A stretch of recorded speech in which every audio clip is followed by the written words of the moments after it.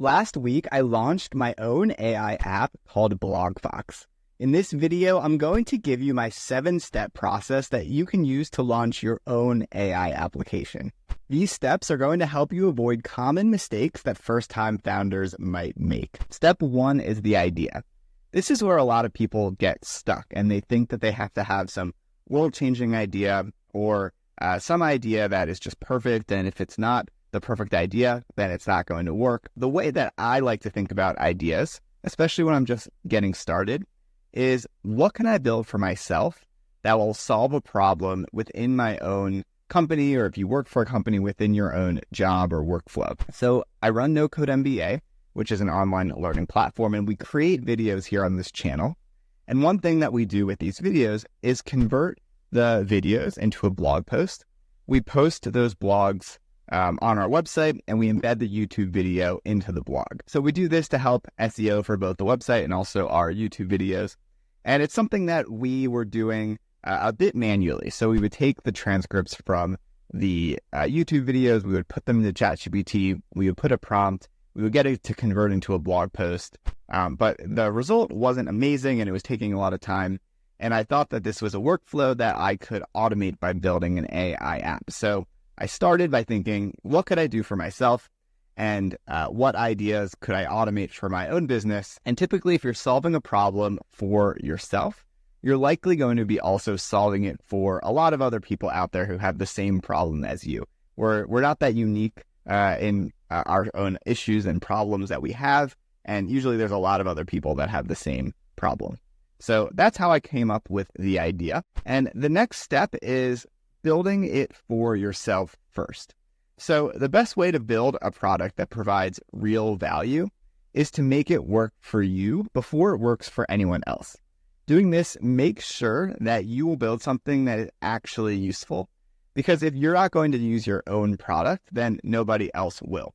I've also found that in different products that I've built throughout the years, when I'm building a product that I actually want to use, I look at it a lot more carefully. I make sure that it's really working for my own use case. If there's something that's a little bit annoying about it, I'm going to go that extra effort and be really motivated to fix it and make it work. So that's step 2 is, okay, first I want to think, how can I build it for myself? Step 3 is choosing the tools or no-code tools that you're going to use to actually build your app. So in my case, I used Bubble. Bubble is a no-code tool that allows you to build fully functioning web apps without writing code. It allows you to have the front end, the back end, which is the database, hook it up to AI APIs such as OpenAI and Stable Diffusion. If you want to learn how to do all of this, we have an AI course, Building with Bubble. Check the link in the description to go to No Code MBA course on this. But this is what I typically use to build AI apps. It's something that I'm really comfortable with. I think that it's really nice that everything is all in one platform. The connections to the AI APIs are really great, and it allows me to build AI apps pretty quickly and go from idea to something that's actually working in a minimum viable product in a week or less. And you can get to a really fully polished product within a few weeks or a few months, depending on how much time you have to build on it. So Bubble is the no-code tool that I typically use. I'm going to talk about a couple other options as well. If you haven't used Bubble before, if you're just kind of curious what else is out there. So another no-code stack that you can use, and this is something that I would recommend using really to kind of test out the workflow, is make.com, and then connecting Make to AI APIs using a database like Airtable. So make.com, it's kind of like Zapier, where you can hook different apps together, build out workflows. It has the ability to connect to AI APIs similar to Bubble, so you can connect to OpenAI, you can connect to Stable Diffusion, Anthropic, any AI API, so you can take data, send it to that API, and then get back a result. And you can have a bunch of different steps in your workflow, which is very similar to what you would build in an app like Bubble. In Bubble, you're going to have the workflows, but you're not going to have that front end and database all integrated into the app the way that Bubble does. So it's a really good way to kind of test out that workflow. So in my case, what I could have done is built out the workflow of, converting the YouTube video to a transcript and then getting that to an outline and a blog post and working on all the prompts and making sure that it all works the way I want to.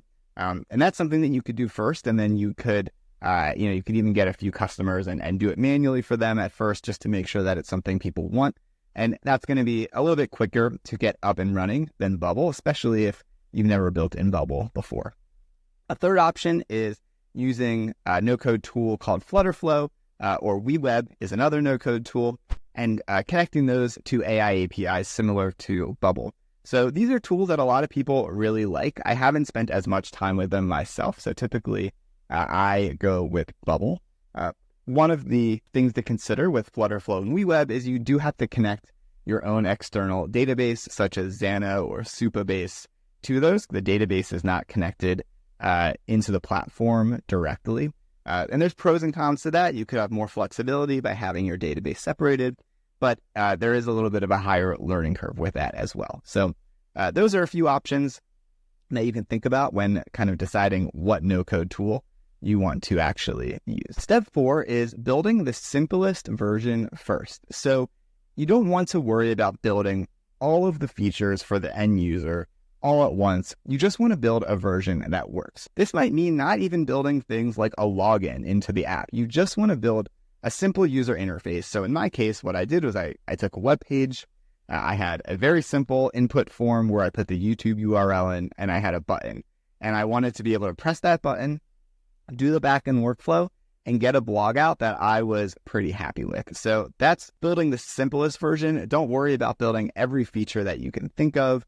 Just build the simplest version first. So this is something that I think is really, really important. Step 5 is after you build that simple version and you're happy with the workflow and kind of the result that you're getting. So in my case, once I was pretty happy that I put in the URL and I was getting a blog post that I was pretty happy with, I would then add in features for other users. So things that could include is, logging in, team features, making sure you have payment integrated with Stripe, making sure that you have things set up so that users can, save blog posts, they can edit them, adding in all of these additional features.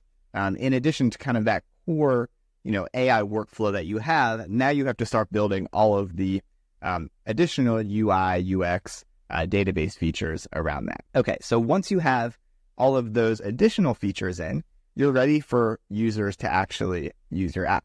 So this is step 6, which is marketing. The thing that I would recommend if you're building an AI app is use an AI directory, such as there's an AI for that.com. And it's worth paying. I really was skeptical when I was doing it myself. And I said, I'm just going to do it. I'm going to see how it works. I think it's like $300, $250, something like that, to pay for placement on there's an AI for that.com. There's a lot of other AI directories as well. So you can look into other ones also. But it really did get me a big boost of traffic when I launched on that website. So I think I got like 300 or 500 users just in the first couple of days, just from that one AI directory. I did it with a few different AI directories, and I got a lot of traffic from all of them. So that is really the easiest way to kind of get immediate traffic for your AI app. One thing that I would definitely recommend before you launch is on your homepage, the page that users are going to when they first click onto your app, I would recommend having a way for users to easily try out your app. So with AI, people want to test it out. People want to see how it's going to work, if it's something that is actually useful. So in my case, what I did was I had an input field on the homepage with a button where users can generate 3 free blog posts on their own. So if they go to blogfox.ai, they enter in the YouTube URL, it'll pop up and it'll say create an account. So I do ask people to create an account. At first I didn't do that, and I was just letting people try it out and then create an account if they wanted to do more than one. But I decided it was worth it to have a little bit more friction, ask them to create an account up front. It does cost me money to generate that free article. So I decided if I'm going to spend that money, I really want to get their email so I can, email them in the future about future updates and features and try and have them become a customer in the future. So in exchange for creating an account, they can try out your AI app for free. So definitely try to build that into your homepage. So last is step 7, and this is where I am right now with BlogFox. It's listening to users.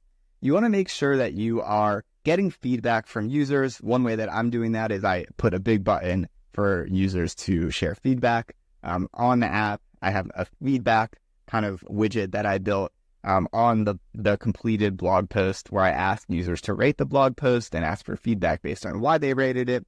I've set up an email campaign through Loops. Loops is a really nice email marketing platform that I'm using, which allows you to really easily set up drip campaigns. So once users sign up and do that free blog, they're getting an email over a few days, kind of sharing more features about BlogFox, asking for any feedback or feature requests that they have.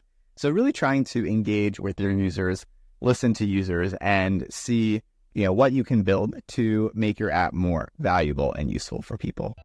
Hopefully this is helpful as you think about building your own AI app.